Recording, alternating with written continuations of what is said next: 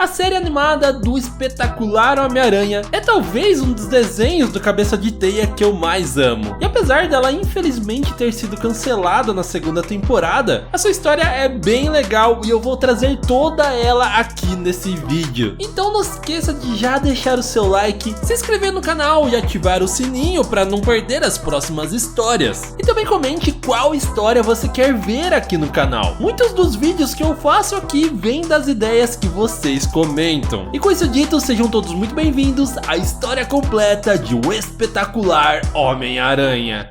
E tudo começa meio com que de costume. O Peter é um garoto pobre que mora com a sua tia e acabou perdendo o seu tio. Ele é muito inteligente e vai bem na escola, porém não é muito bom com as garotas, sendo zoado pelo Flash, o clássico valentão da escola. Mas logo defendido é pela sua melhor amiga, a Gwen, que tem um crush por ele, mas os dois são bem lentos, então... E o único que supera os dois é seu outro melhor amigo, o Harry Osborn, que é muito nerdola nessa versão do desenho. Porém o seu pai, o Norman Osborn, continua sendo um pilantra. Ele começa o desenho roubando o projeto científico do Adrian Toomes, conhecido mais como Corvo. Ele que tinha sido convencido pelo Octo Octavius a mostrar esse projeto para ele, porém deu no que deu e ele ficou muito bravo. Enquanto isso, na escola, o Peter e a Gwen acabam descobrindo que eles foram escolhidos para fazer um estágio no laboratório do Kurt's Corners, o mesmo lugar que o Peter foi picado pela aranha no ano passado.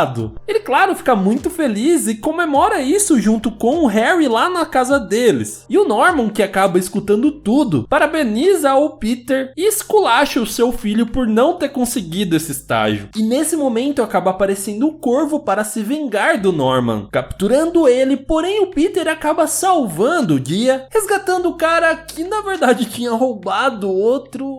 Enfim, eu acho que a justiça funciona assim de vez em quando, né? Por fim, o Peter e a Gwen vão pela primeira vez no seu estágio e lá eles se encontram com o Ed Brock, que também trabalha ali no laboratório e é um amigo de infância do Peter. Tudo muito legal e feliz por enquanto. E bom, lá no laboratório do Corners, enquanto ele ainda não vira crocodilo, um garoto chamado Max, que estava fazendo a manutenção lá, acaba sendo eletrocutado, o que lhe dá o poder da eletricidade porque sim. Então o professor do Peter pede para que ele ajude em química a Liz, uma garota que não é tão inteligente assim, porém era muito bonita e teria que passar o dia inteiro junto com o Peter estudando química, coisa que ela não estava muito interessada. E coincidentemente o Max, que agora é conhecido como Eletro, vai nesse café que eles estão e o Peter acaba percebendo que tinha algo de errado ali, dando fora majestoso na Liz, que faz ela ficar meio interessada nele. E a Gwen não gostou muito disso não. E logo depois o Eletro aparece no laboratório do Corner, querendo uma cura a qualquer custo. A sorte é que o Homem-Aranha aparece e salva o dia novamente. E depois de muitos experimentos, o Corner consegue chegar com uma fórmula usando os genes de lagarto, regenerar o seu próprio braço que ele não tinha mais. E quando estavam todos muito felizes celebrando essa conquista que realmente era muito genial, a sua mulher acaba percebendo que ele estava criando algumas escamas sob a sua pele. E vendo que aquilo não estava dando certo, eles começam a desenvolver um antídoto capaz de eliminar qualquer genética animal de um ser humano. Porém, já era tarde demais. E o Peter, para salvar todo mundo, teve que dar uma de arregão e deixar as duas ali sozinhas para acabar o antídoto. E por fim, eles juntos, com a ajuda do Homem-Aranha, conseguem derrotar o Crocodilo e o doutor volta ao normal. Só que o Peter foi meio maluco aqui, porque ele teve a brilhante ideia de tirar uma foto desse momento e vender ela pro Clarim Diário. Eu sei que ele precisa de dinheiro e tal, mas fazendo isso ele acabou perdendo a confiança de todos os seus amigos. E isso fez ele ficar muito mal, inclusive questionando se ele deveria continuar sendo o Homem-Aranha, pegando aquele antídoto que seria capaz de tirar todos os seus poderes, mas depois de pensar um pouco ele acaba não usando, pelo menos por enquanto. Só que as suas contas continuavam não sendo pagas. Então ele vai até o Clarim Diário para pegar dinheiro com o maluco do Jameson. Só que justo nesse momento aparece outro super vilão, o Shocker, que para piorar tudo acabou queimando o cheque que o Peter tinha acabado de receber. Então ele volta lá pro Clarim Diário com novas fotos da sua sua luta com o Shocker e mais uma vez ele é humilhado, dizendo para usar o seu dinheiro e comprar uma nova câmera, que aquelas fotos estavam horríveis usando apenas uma que o Aranha estava perdendo. Mas ele não era o único sendo esculachado não. A relação de pai e filho do Norman com o Harry é uma coisa bem estranha. Tudo que ele faz é criticar o seu filho e colocar ele cada vez mais para baixo. E as coisas estavam ainda pior para ele, porque o Peter estava cada vez mais pisando na bola, desaparecendo dos momentos mais cruciais. E isso estava deixando ele cada vez mais triste. E a gente percebe que o seu pai era realmente um maluco de pedra quando ele decide aceitar uma proposta vindo diretamente do Rei do Crime. Este que sempre estava mandando capangas para tentar matar o Homem-Aranha e agora queria a ajuda do Norman para criar novos super vilões. E ele acaba aceitando porque, né, ele só pensa em dinheiro. E o início dessa parceria se inicia então com um projeto liderado pelo Octavius. Eles pegam lá um bandido qualquer, colocam nesse experimento e esse sujeito acaba virando o Homem-Areia. Enquanto isso, o Peter e o Harry acabam se conciliando lá na escola. Só que tinha um problema. Eles iriam fazer um teste para o time de futebol americano. E a gente sabe, os dois são nerdola, então eles estão concorrendo para uma vaga como titular. Enquanto um iria ganhar a vaga, o outro ia ficar como reserva. E o Peter, claro, se sai muito melhor do que o Harry por conta dos seus poderes. Só que o Harry fica ressentido de novo, coitado, esse cara não para de chorar. E por isso o Peter acaba deixando a vaga para ele pro garoto ficar feliz, pelo menos uma vez na vida. E no meio de tudo isso, o Homem-Areia acaba aparecendo atrás do Peter. E os dois têm uma batalha muito da hora em que o Aranha acaba o derrotando colocando cimento nele. E é tanta coisa pro Peter fazer que ele acaba não se tocando que a Gwen tá afim dele, cara. Ela lá no ônibus tenta deixar entender que ela quer ser convidada pro baile, mas ele não entende nada, coitada.